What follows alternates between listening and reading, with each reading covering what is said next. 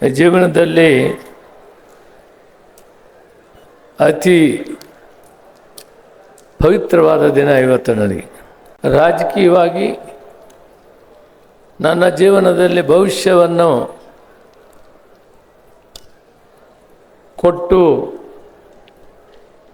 ನನ್ನ ಭವಿಷ್ಯದ ಬಂಗಾರಪ್ಪನವರು ಇವತ್ತು ಅವರ ಕಾರ್ಯಕ್ರಮದಲ್ಲಿ ನಾನು ಭಾಗವಹಿಸಿರೋದು ನನಗೆ ತುಂಬ ಸಂತೋಷ ಆಗಿದೆ.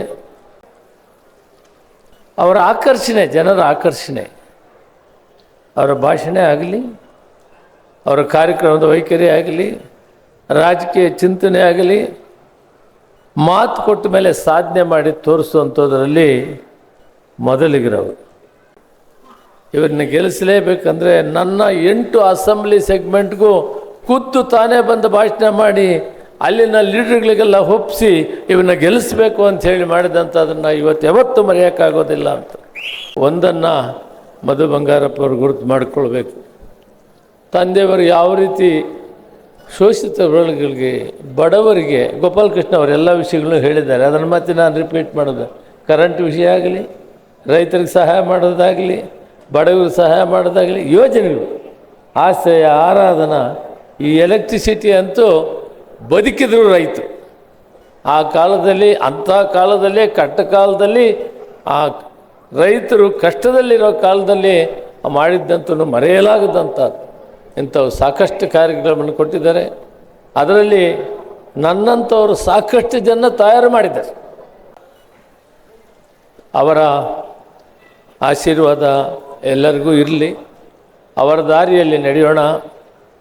ಮಧು ಬಂಗಾರಪ್ಪನವ್ರಿಗೆ ಪ್ರಜ್ವಲವಾದಂಥ ಕಾಂಗ್ರೆಸ್ನಲ್ಲಿ ಭವಿಷ್ಯ ಇದೆ. ಒಳ್ಳೆಯ ಕೆಲಸವನ್ನು ಮಾಡ್ತಾಯಿದ್ರು.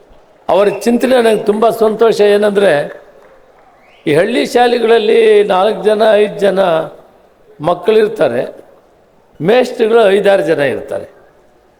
ಅದನ್ನು ಬಹಳ ಚಿಂತನೆ ಮಾಡಿ ಕರ್ನಾಟಕ ಪಬ್ಲಿಕ್ ಸ್ಕೂಲ್ಸ್ ಚಿಂತನೆಯನ್ನು ಮಾಡಿ ಈ ಗ್ರಾಮೀಣ ಪ್ರದೇಶದಲ್ಲಿ ಪಂಚಾಯತಿ ಹೆಡ್ ಕ್ವಾರ್ಟರ್ಸಲ್ಲಿ ಈ ಶಾಲೆಗಳನ್ನು ಕ್ರೋಢೀಕರಿಸಿ ಆ ಮಕ್ಕಳಿಗೆ ಗುಣಮಟ್ಟದ ವಿದ್ಯಾಭ್ಯಾಸವನ್ನು ಕೊಟ್ಟು ಅವನ್ನೂ ಕೂಡ ಒಂದು ಏನು ಕಾನ್ವೆಂಟ್ ಸ್ಕೂಲುಗಳಲ್ಲಿ ಓದ್ತಾರಲ್ಲ ಅದೇ ಮಟ್ಟಕ್ಕೆ ತರಬೇಕಂತ ಒಂದು ಚಿಂತನೆ ಮಾಡಿ ಸರ್ಕಾರದ ಅನುಮತಿಯನ್ನು ಪಡೆದಿದ್ದಾರೆ. ವಿಶೇಷವಾಗಿ ಧನ್ಯವಾದಗಳನ್ನು ತಿಳಿಸ್ಬೇಕು. ಇದು ಯಾರೂ ಮಾಡಲಿಲ್ಲ.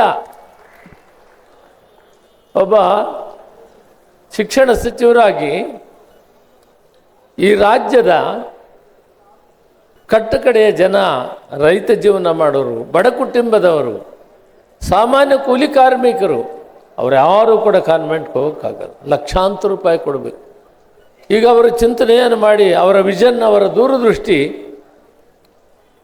ಕರ್ನಾಟಕ ಪಬ್ಲಿಕ್ ಸ್ಕೂಲನ್ನು ಕಾನ್ವೆಂಟ್ ಲೆವೆಲ್ಗೆ ತಂದು ಗ್ರಾಮಾಂತರದ ಪ್ರದೇಶದ ಮಕ್ಕಳು ಕೂಡ ಒಂದು ಉತ್ತಮವಾದಂಥ ವಿದ್ಯಾಭ್ಯಾಸವನ್ನು ಪಡೆದು ಅವರು ಕೂಡ KS, IAS, IPS ಆಗಬೇಕು, ಡಾಕ್ಟರ್ಸ್, ಇಂಜಿನಿಯರ್ ಆಗಬೇಕು ಅಂತ ಒಂದು ದೂರದೃಷ್ಟಿಯನ್ನು ಮಾಡಿದರೆ ಅದಕ್ಕೆ ಇಡೀ ಕರ್ನಾಟಕ ಸರ್ಕಾರದಲ್ಲಿ ಒಂದು ವಿಶೇಷವಾದ ಕೆಲಸವನ್ನು ಮಾಡಿದ್ದಕ್ಕೆ ನಾನು ಅವರಿಗೆ ಮತ್ತೊಮ್ಮೆ ಧನ್ಯವಾದಗಳನ್ನು ಈ ಸಂದರ್ಭದಲ್ಲಿ.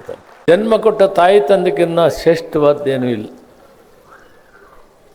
ಅವರೇ ಸರ್ವಸ್ವ ಅಂತ ಹೇಳಿಬಿಟ್ಟು ಇವತ್ತು ಸಾಕ್ಷತೆ ಮಾಡಿದ್ದಾರೆ, ತೋರಿಸಿದ್ದಾರೆ.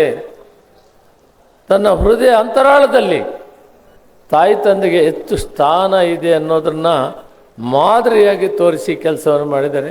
ಜೊತೆಗೆ ಆ ಸ್ಥಳ ವಿದ್ಯಾವಂತರು ಓದ್ಕೊಳ್ಳೋ ಜಾಗ, ಬಹಳ ಮುಖ್ಯವಾದಂಥ ಸ್ಥಳ ಕೂಡ ನಾನು ನೋಡಿದೆ.